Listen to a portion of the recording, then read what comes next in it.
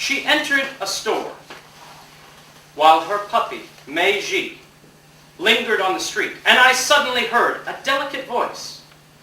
Hello, Meiji. Who says that? I gave you a reading list on Gogol, especially the Goorjian book. Have you read it? Boy, time was short. I didn't get to it. And you think that doesn't show on stage? The viewer, my dear friend, is even aware of what you've had for lunch on a given day. Greasy Armenian fare? Or Proportion's watery Russian cabbage soup? Okay, I'm starving. I haven't eaten a thing.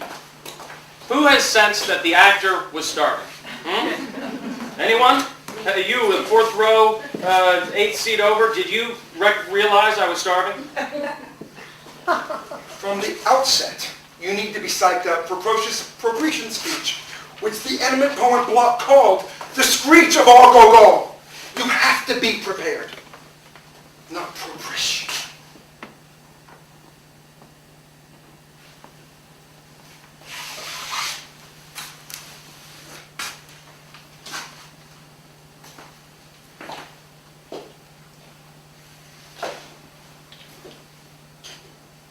When they appointed me artistic director,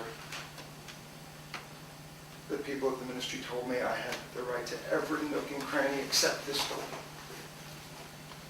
And you've never gone inside? And yet the door isn't locked. So it's all the harder to open. Well, come on, let's go inside. I'll go first. No. What are you saying? They must know something if they said don't open.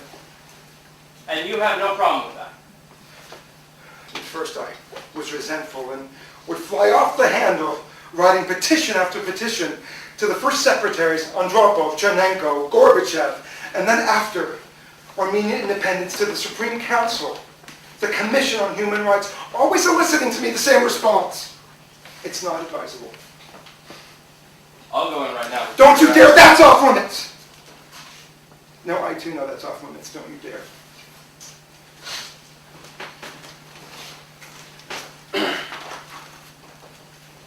Haven't you ever entered in your dreams and then kept it a secret from yourself? Dreams? I don't have dreams. Besides, I don't keep any secrets from myself. This door's off limits. Now, it's not only the authorities withholding permission, but me too, on my authority as an artistic director. You think you'd smash down every entry door, leaving only this one? Get on with yours. And be sure to read the Zeytunsyan book. You should be ashamed of yourself, Meiji, lifting your leg at a lamppost. That same delicate voice again. And I myself heard Meiji reply, I bow wow. I bow wow. I am really sick. I confessed I was extremely puzzled hearing it speak like a human. But then, when I weighed everything carefully, I was no longer puzzled. In fact, the world has witnessed similar examples. In England, a fish rose to the surface of the water and uttered 2 words in such a strange language that scholars have spent 3 years trying to identify it, so far without success. I also read in the paper about 2 cows who went to a store and ordered a pound of tea for their own use. But I admit, I was more puzzled when Meiji said, I'd written you a letter, Fidel. I guess my manservant Polkin didn't deliver it. Dock my pay if I'm lying. In my whole life, I've never heard of a dog being able to write. Writing's an aristocratic sort of thing. Stop. We're Armenian. We need traditional theater. Brecht, Ionesco, Beckett, our relations with full stomachs. But we, thank God, are not full yet. Very difficult act to follow. I know. What do you think? Why did I go out of my way to ask you to play the part? Why didn't I get in touch with Koren Abrahamian or Sos Sargosian?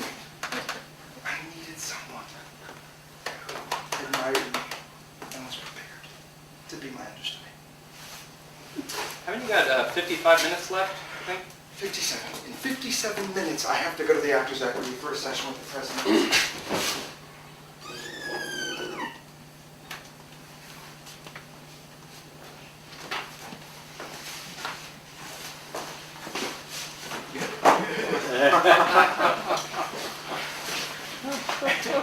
come to see the performance. There's no law that says I have to be on stage all the time. You get up on stage while I experience the torment of someone else's pain for a bit. He's the director, not me. There we go.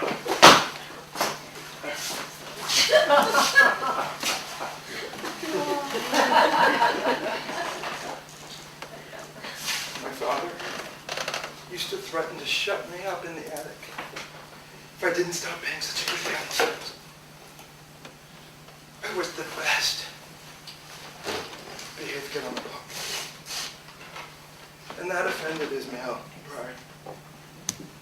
The loft door would always creak.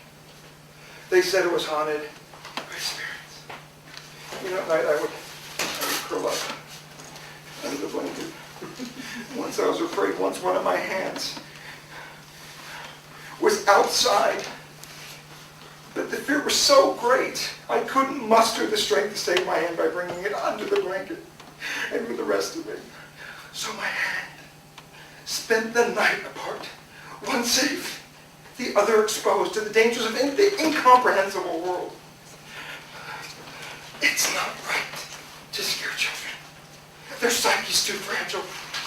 Wait, have patience. For when they grow up, they'll learn for themselves what fear is. Don't screw up your children.